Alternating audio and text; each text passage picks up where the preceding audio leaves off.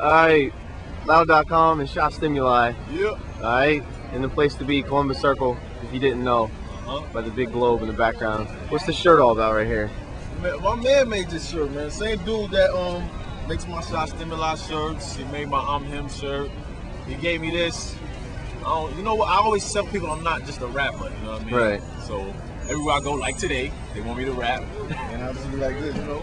Alright. There's so many rappers in the world. Yeah, there's a million. Symbolism. Alright.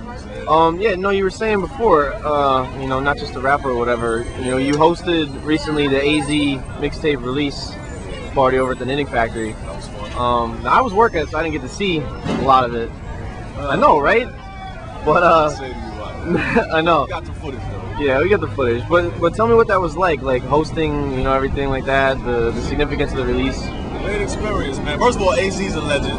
You know, I didn't realize how many hits he had until they played the joint. So it was an honor for me to be there, meet him, kick it with him, talk to him.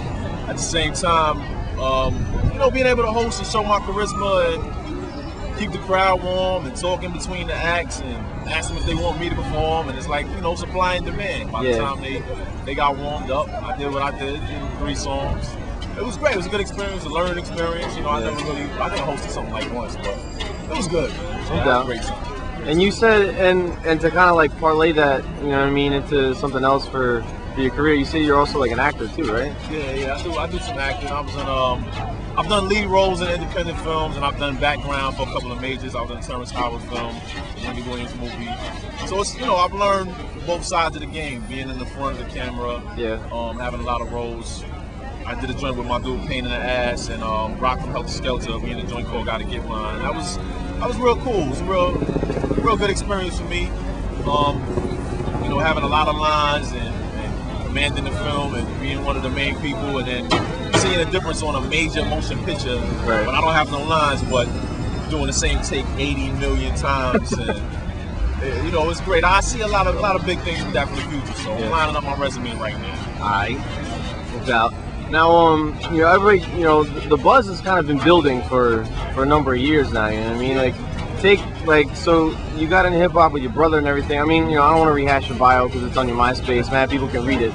But you know what I mean? Like, tell me, I guess, you know, just about the experience in general of being around all that kind of history, like at the time, because your brother was producing for Biggie and like, you know what I mean? Like, were you ever in the studio with Biggie? Like, I was in the studio a couple times. Like, you know, when I was there, I was a kid, and you gotta think he's recording like for Ready to Die or picking beats, but I thought it was just for his demo. Like, you know, I didn't know that this guy was gonna be who he is today, who we regard him as today. But at the same time, hearing him at that time, it just did something to me. You know? It made me want to write, but at the same time, I was comfortable being a fan.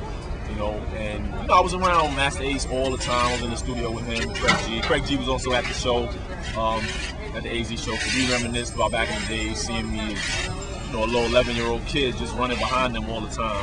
And I gotta thank my brother for giving me that experience, because me being young, I was able to see people that picked music as their dream and something that they wanted.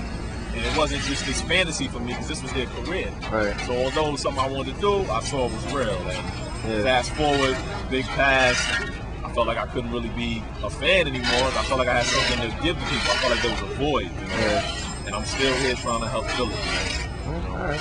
Well, part of that whole, you know, the whole movement and everything is the mixtape series. You got 6 so far this year. Do you have like a favorite one that you did so far, or no? I think Stevie's my favorite because I pulled it off with No Profanity. Stevie's one of my favorite artists. My mother likes that album, you know. gotta be able to play music for mom. Man, I've never been able to do that. You know, a lot of my stuff always has curses, and this one I think I poured a lot. You know, I put a lot of emotion into it, and I think that was the toughest for me. That's probably why I'm drained right now. A lot of the songs range from, like, you know, religion, talking about love, talking about relationships. You know, a lot of stuff that goes on real albums. And for me to put it out there on what people consider a mixtape, you know, it's daring, it's stupid, but you know, why not? So wait, have you tried to like get that any, like, you know, camp or anything like that? Like, I'm trying, man. I'm trying. I know, hey, if anybody out there knows Stevie, you know, do what you can, man. Gotta help this man. Send the links. Look at his face. Man. I want him to hear it, definitely. You know, it's no person. It's is flipping his records, you know, is paying homage. You gotta pay homage to people while they're still alive, man. I tell you that much. You know, Isaac Hayes passed on us real quick, Bernie Mac died. Like, you gotta appreciate life, man. I swear. That's why I'm giving up so much music. I don't know how long I'm gonna be here. And you obviously got a studio that you can work at, like, actually, pretty easy. I did, but I've learned that the free spots aren't always the best. You know, I worked at a lot of gully spots, and sometimes I get good sound, sometimes I don't. But you know, I started paying the studio. On this one, I kept it all in one spot, and it came out good. Yeah. I just bought me a MacBook, so once I learned how to use that. Shout out to Mac. Get it this man. Man, it's gonna be crazy. I'll be recording every day. All right, no doubt. So, real quick, you're working also an EP and an album. Yeah. I'm on an EP called Never or Now. What is it? Never or Now. Okay. Yeah, like now or never, but the other way. Yeah. I mean, everything, you know, it's about right now, man. You know what I'm saying? We put a lot of things off, and I just try to tell people focus on the present, man. Don't worry about yesterday. You know, get it right now. No doubt. And that's what that's about. I'm also working on an album called The Emotion Picture. That was the album that was supposed to come out when I was on Virgin. Shout out to Jay-Z for messing up my life. You know, but still working on that. Still got deals on the table. And would you take a deal or what? SRC, what up? Steve, what up, man? See a lot of names up in that office, man.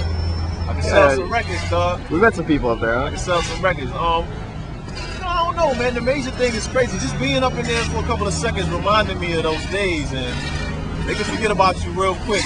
You know, it's haunting of that record, that major label thing, man. But at this point, I've learned a lot. And what I've gone through with the whole Virgin Def Jam fiasco, getting caught in the middle, and you know, Jay doing what he did to me. Do you need to expound on that or no? To expound real quickly is just, you know, I was supposed to go from Virgin to Def Jam because he took my A&R from Virgin back over to Def Jam, told me I was coming with him. Made the call to JD and all the people saying it was going to happen, and then it stalled. And then that stall turned into 6 months to 8 months to a year and a half to 2 years being on a label, on a roster, but, you know, Virgin not putting me out, Def Jam not picking me up, me being stuck in between, the fans not knowing what's going on, and then your life just hits this roadblock where all you have is music. Right. So I'm thankful for being here, and this is my message to all the MCs and artists out there that the major deal may be what you're striving for, but be ready for it, because I didn't understand what it took. You know, I didn't have my records in place. I didn't have my team in order. Right. I didn't have my image. I didn't even know what I wanted to say. All I know was I wanted the deal and I wanted to be hot. You know what I mean? Now I got it. All right. Now I know what I want to say to y'all. All right, no doubt. All right, so we're gonna get you to spit a few verses. Yeah? Yeah, rap this. All right, no doubt. We'll be back.